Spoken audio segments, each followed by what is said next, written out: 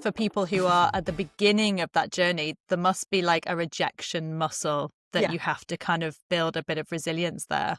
Yeah, absolutely. You're totally right. And I think also it's important to know that I don't think that goes away.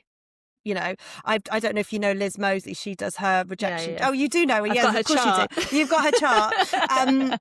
You know, she talked about it a lot actually in saying, and I think she's quite right, is that rejection, that feeling doesn't ever really go away, but you just learn for it not to hold you back.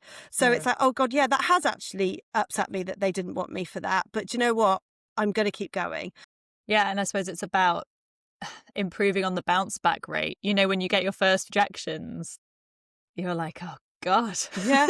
climb into a hole, you know, and everything, you're throwing the baby out with the bathwater. And actually, then the more you practice, firstly, I mean, I have got Liz's rejection chart and I've only got one sticker and I'm trying quite hard. See?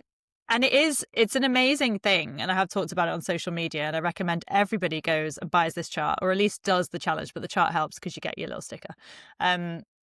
But it's amazing when you put yourself out there, how many yeses you will get that you may not have even put yourself forward because of that insecurity that we all have. We all have it.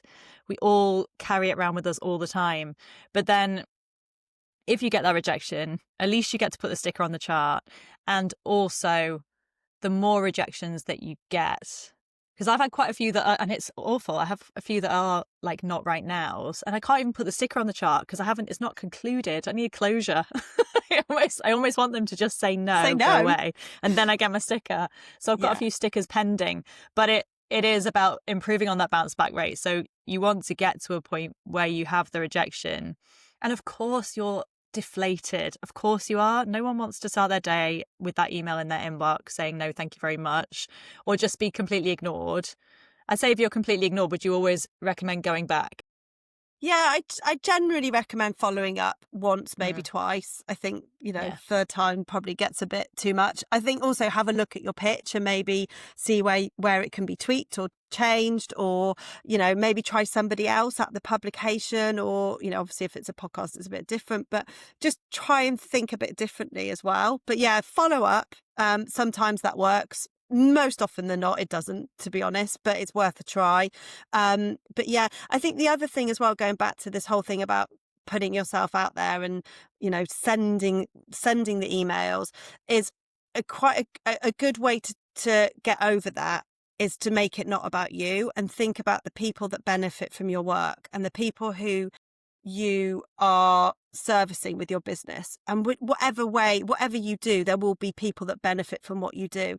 And if you can make it about them and the fact that they want to hear from you, they want to hear about you, they want to hear what you've got to say, they're interested in, your thoughts around topics, make it about them and not about you. And then it becomes much easier to kind of pitch yourself, because you know that the end reader is somebody who's going to be receptive to what you've got to say, and actually you're helping them in whatever way it is to improve their lives in whatever way. But yeah, I think making it about somebody else rather than you is a good way to get through that initial ick.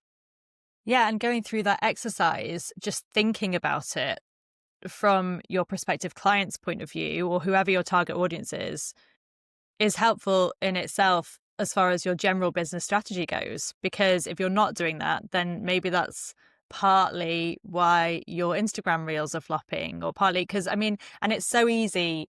I feel like that's something you have to do all the time, because it's so easy to go off piste in your messaging, and just having that sort of focus to come back to center almost and be like, what do I do?